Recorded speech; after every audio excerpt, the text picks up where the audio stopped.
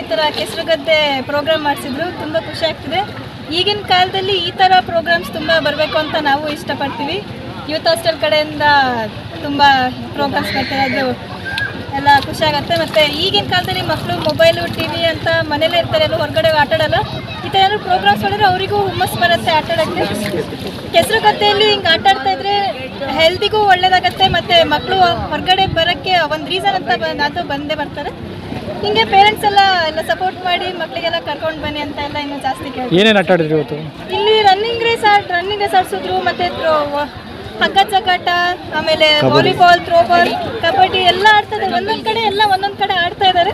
ಕೆಸರಲ್ಲಿ full ಬಿದ್ದು ಒದ್ದಾಡಿ ಈ ಥರ ಎಲ್ಲ ಆಟ ಆಡಿದ್ರಿಂದ ಎಲ್ಲ ತುಂಬ ಜನ ಹೊಸದಾಗಿ ಬಂದಿದ್ದಾರೆ ಇಲ್ಲಿಗೆ. ಆಮೇಲೆ ಎಷ್ಟೊಂದು ಜನ ಮಡ್ಪಾತ್ ಅಂತ ಹೇಳಿ ದುಡ್ಡು ಕೊಟ್ಟು ಎಲ್ಲ ಹೊರಗೆ ಹೋಗ್ತಾರೆ. ಅದ್ರ ಬದಲು ಈ ಥರ ಯಾವಾಗಾದರೂ ಅಪರೂಪಕ್ಕಾದರೂ ಬಂದು ಈ ಥರ ಯೂತ್ ಹಾಸ್ಟೆಲ್ ಕಡೆಯಿಂದೆಲ್ಲ ಮಾಡಿದಾಗ ಎಲ್ಲ ಅಟೆಂಡ್ ಆಗಿ ಮಾಡಿ. ಆವಾಗ ಇಲ್ಲಿ ಕೆಸರುಗದ್ದೆ ಆಟ ಎಲ್ಲ ತುಂಬ ಚೆನ್ನಾಗಿತ್ತು. ಮಕ್ಕಳಿಗೆಲ್ಲ ಕರ್ಕೊಂಡು ಬಂದು ಆಟ ಆಡಿಸ್ತಿದಾರಲ್ವ, ಇದು ಇನ್ನೂ ಚೆನ್ನಾಗಿ ಅನ್ಸುತ್ತೆ. ಮನೇಲಿದ್ರೆ ಬರೀ ಮೊಬೈಲು ಟಿವಿ ಇದರಲ್ಲೇ ಇರ್ತಾರೆ.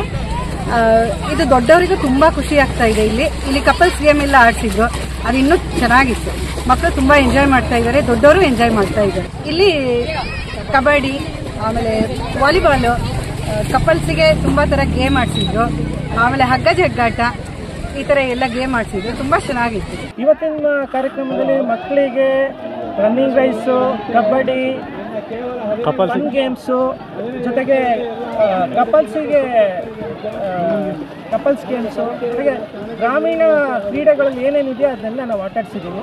ಸೊ ಎಲ್ಲರೂ ಬಹಳ ಎಂಜಾಯ್ ಮಾಡಿ ಖುಷಿ ಪಡ್ತಿದ್ದಾರೆ.